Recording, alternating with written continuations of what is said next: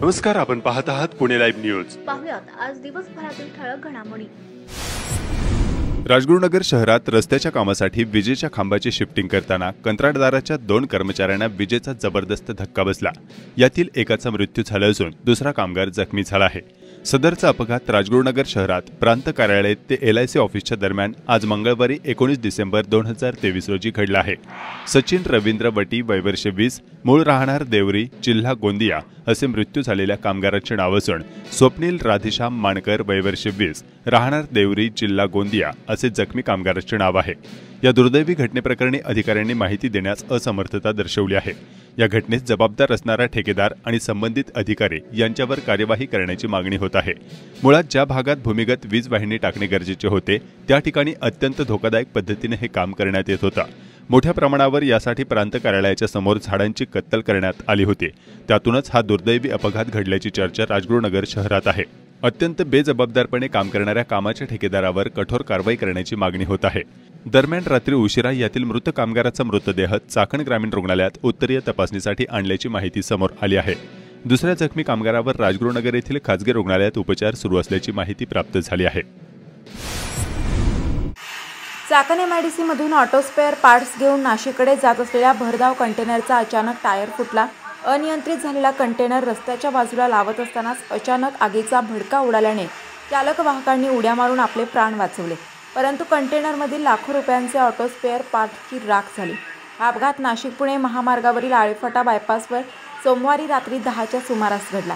Chakan MIDC मधील auto spare parts कंपनीतून part भरून NL1AH 1443 क्रमांकाचा कंटेनर पुणे-नाशिक महामार्गाने नाशिककडे जात होता. आळेफाटा बायपासला अचानक या धावत्या कंटेनरचा टायर फुटला. एवढ्यात अचानक कंटेनरने पेट घेतल्यामुळे चालक व वाहक यांनी बाहेर उड्या मारल्या. त्यामुळे दोघेही सुखरूप बचावले. मात्र मागील बाजूच्या टायरने आगीचा भडका घेतला.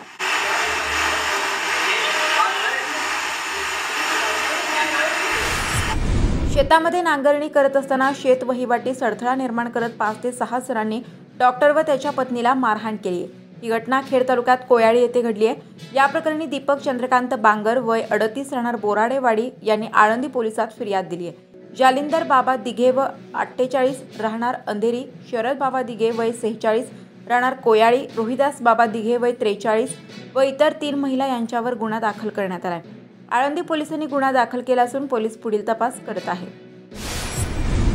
मंगळवार दिनांक 19 डिसेंबर रोजी हुतात्मा राजगुरुवाड्यावर क्रांतिकारक अशफाकुल्ला खां, पंडित रामप्रसाद बिस्मिल आणि ठाकूर रोशन सिंग यांचा 96वा बलिदान दिवसानिमित्त अभिवादन करण्यात आले. यावेळी त्यांच्या कार्याची माहिती क्रांतिकारक अभ्यासक विठ्ठल पाचारणे यांनी दिली. यावेळी माजी जिल्हा परिषद सदस्य अतुल देशमुख, सुशील मांजरे आदीसह युवक उपस्थित होते.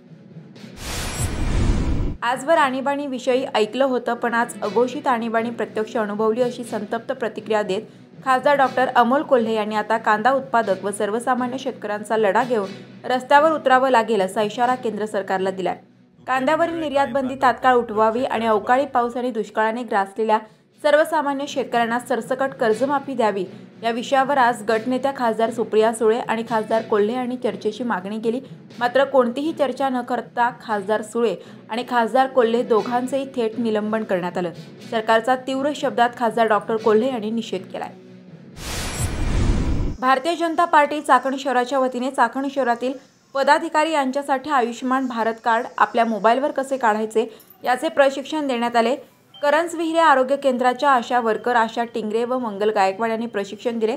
लवकरच चाकण शहरात आयुष्यमान भारत कार्ड काढायचा कॅम्प घेणार असल्याचे भाजपचे चाकण शहराध्यक्ष दत्ता परदेशी यांनी सांगितले. त्यांच्या वतीने चाकण शहरातील पदाधिकाऱ्यांना पुणे जिल्हा महाविकास आघाडीच्या वतीने केंद्र सरकारच्या शेतकरी विरोधी धोरणांच्या निषेधार्थ दिनांक 27 ते 30 डिसेंबर या कालावधीत शेतकरी आक्रोश मोर्चाचे आयोजन करण्यात येणार आहे. सदर मोर्चा नियोजनासाठी राष्ट्रवादी काँग्रेस, शिवसेना व काँग्रेस पक्षाच्या पदाधिकाऱ्यांची बैठक दिनांक 20 डिसेंबर 2023 रोजी सकाळी 11 वाजता निसर्ग कार्यालय छत्रपती शिवाजी महाराजांच्या पुतळ्याजवळ मार्केट यार्ड पुणे येथे आयोजित केले असून पक्षाचे सर्व पदाधिकारी यांना निमंत्रित राहण्याबाबतचे आवाहन महाविकास आघाडीमधील सर्व जिल्हाध्यक्ष व खासदार डॉक्टर अमोल कोल्हे यांच्याकडून करण्यात आलेले आहे. काँग्रेस भवन पुणे येथे झालेल्या बैठकीत ॲडव्होकेट गणेश सहाणे यांची खेड तालुका युवक काँग्रेस अध्यक्षपदी निवड करण्यात आली। याप्रसंगी महाराष्ट्र राज्य युवक काँग्रेसचे पदाधिकारी आणि कार्यकर्ते मोठ्या संख्येने उपस्थित होते। चाकण नगरपालिका हद्दवाढ अनुषंगाने हद्दवाढीतील प्रस्तावित गावांच्या पदाधिकाऱ्यांची भूमिका पुणे लाईव्ह न्यूज नेटवर्क जाणून घेत आहे। आज आपण कुरोळी गावचे माजी सरपंच आणि विद्यमान ग्रामपंचायत सदस्य शरद मुर्हे यांचे मत जाणून घेतले। त्यांनी नगरपालिका हद्दवाढमध्ये कुरोळी गाव घेण्यास विरोध दर्शवले असून आम्हाला PMRDS सुद्धा नको अशी मागणी त्यांनी केली आहे। मी शरद हनुमंत मुरे, माजी सरपंच, विद्यमान ग्रामपंचायत सदस्य कुरोळी। या ठिकाणी चाकण नगर परिषद हद्दवाढीला आमचा ग्रामस्थांचा विरोध आहे। कारण आमची ग्रामपंचायत ही एक सक्षम ग्रामपंचायत आहे। आम्ही आमच्या सगळ्या सुविधा गावकऱ्यांना आमच्या ग्रामपंचायतीच्या माध्यमातून पुरवू शकतो, म्हणून आमचा चाकण नगर परिषदा विरोध आहे। आणि PMRDच्या बाबतीत जर म्हणसाल तर PMRDच्या बाबतीत आमचा अतिशय वेगळी भूमिका आहे। कारण गोरगरीब जनतेला त्यांच्या ज्या अटी आहेत त्या अटी बांधकामाच्या विषयी कुणालाही त्या अटी मान्य नाही आणि किंबहुना आम्हालाही त्या मान्य नाही। कारण त्यांचा चलनाचा किंवा इतर जो विषय आहे तो अतिशय अडचणीचा आहे, म्हणून आम्हाला आमचा PMRDला विरोध आहे। खेड तालुक्यातील गोलेगाव येथे मुख्यमंत्री सडक योजनेतून सुरू असलेले काम शासनाने दिलेल्या निर्देशांना केराची टोपली दाखवून सुरू असल्याचा आरोप भारतीय जनसंसदेचे पुणे जिल्हाध्यक्ष बाळासाहेब चौधरी यांनी केला आहे। नमस्कार, मी बाळासाहेब चौधरी, पुणे जिल्हा अध्यक्ष, भारतीय जनसंसद या समितीचा पदाधिकारी म्हणून काम करतोय।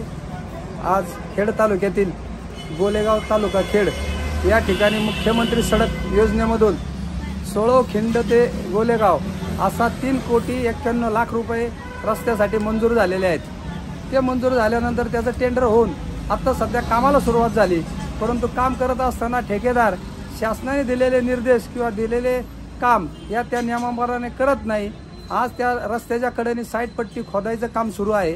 त्यामध्ये 3.5 फूट खोल आणि 8 फूट रुंद अशी साईड पट्टी खोदली जाते JCB कडून आणि ते मटेरियल सर्व ट्रॅक्टरमध्ये भरून दुसऱ्या गटात नेलं जातं आणि त्या ठिकाणी पुन्हा तेच मटेरियल आणून टाकलं जातं। परंतु टेंडरमध्ये असं काही नाही आहे। टेंडरमध्ये शासनाने त्यांना हे सर्व खोदून न्यायचं आणि त्या ठिकाणी नवीन चांगला प्रतीचा चांगला खडी असणारा मुरम त्या ठिकाणी टाकून रोलिंग करायचा अशा प्रकारचं टेंडर दिलेलं आहे।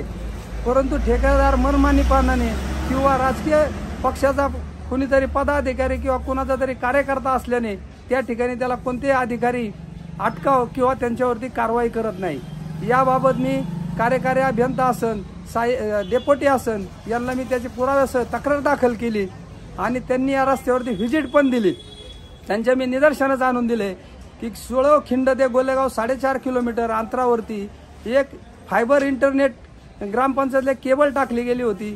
त्यामध्ये शासनाने लाखो कोटी रुपये खर्च केलेत आणि त्या केबलचे जवळजवळ 15 ते 20 ठिकाणी यांनी तुकडे करून टाकले। अक्षरशः ती केबल ते खोदताना फेकून दिली।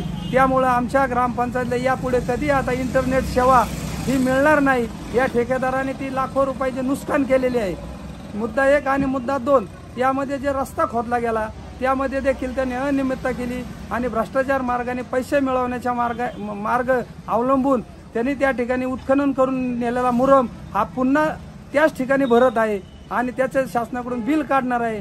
तरी माझी सर्व अधिकाऱ्यांना विनंती आहे की शासनाची मालमत्ता शासनालाच परत विकली जाते आणि त्याचं बिल निघतंय। यामध्ये मोठा भ्रष्टाचार होत असून तात्काळ त्याच्यावरती लक्ष घालून कारवाई करणं गरजेचं आहे। त्याबाबत त्या दिवशी तलाट्याला मी स्वतः समक्ष नेलं, ते सर्व दाखवलं आणि तलाट्याने देखील त्याचा पंचनामा केलाय, पण कारवाई करतील का नाही ही माझ्या मनात शंका आहे आणि ते सर्व त्यांच्यावरती कारवाई झाली पाहिजे अशी माझी एक त्यांच्याकडे नागरिक म्हणून आज त्यांच्याकडे माझी विनंती आहे। चाकण व परिसरातील गावांचे विनाप्रक्रिया सांडपाणी मोठ्या प्रमाणावर भामा नदीत जात आहे। त्यामुळे भामा नदीला जलपर्णीने वेढले असून नदी धोकादायक स्तरावर प्रदूषित झाली आहे। याबाबत वारंवार पुणे लाईव्हने प्रशासनाचे लक्ष वेधले होते। खूप मोठ्या प्रमाणावर जलपर्णी फोफावली आहे, त्यामुळे पर्यावरणाची हानी होत असून याबाबत उपाययोजना करावे म्हणून स्थानिक लोक मागणी देखील करत आहेत। स्थानिक नागरिक आणि मुख्याधिकारी यांनी काय सांगितलंय पाहूया। चंद्र साधू खैरे, हे काय आता प्रकार झालाय आता या 8 दिवसापूर्वी थोडं होतं पहिलं, पण नंतर पांगत पार अर्ध्या नदीच्या आसपास गेले, जवळजवळ भेटतच चालले। बाळासाहेब खौटकर, हे 8 दिवसापूर्वी आहे ना थोडं नॉर्मल होतं इथं आणि 8 दिवसानंतर 15 दिवसामध्ये आहे ना जवळ अर्धी नदी पार झाली यांनी. आता तोटा याच्यामध्ये शेतीचे पाईपलाईन आहेत, हे मोटरी आहेत, ते मोटरीमध्ये फुटबॉलामध्ये ते गुंतू शकतं. मोटर पाणी वाढताना ते जर गुंतलं तर पाणी बंद पडणार, मग ते पाण्यामध्ये जाऊन ते कचरा काढावा लागणार, मग परत मोटरी चालू करावं लागणार, बंद करावं लागणार. राजेश कौटकर. बरं, काय सांगाल? आता ही जलपर्णी आलेली आहे, त्याच्यामुळे जनावरांना पाणी पिता येत नाही, वापरायला होत नाही, वास येतोय सगळ्यांना. ती वाढतच चाललेली. एकदा हे झालं की परत हे होणार नाही. थोडीशी होती पण आता पूर्ण होत आलेली. जय हिंद. माझं नाव सरफराज सिकेलकर. आता चाकणच्या आउटसाईडला आपण बघितलं तर औद्योगिकरण, नागरीकरण खूप वाढलेलं आहे. त्यामुळे आता आपण बघू की आपली भामा नदी आहे, तसं बघायला गेलं तर भीमा नदी आणि इंद्रायणी नदी अगोदरच औद्योगिकरणामुळे सगळी दूषित झालेली आहे. आणि आता राहिली ती आपली भामा नदी, ते पण आपण बघू शकता की जलपर्णी किती वाढलेली.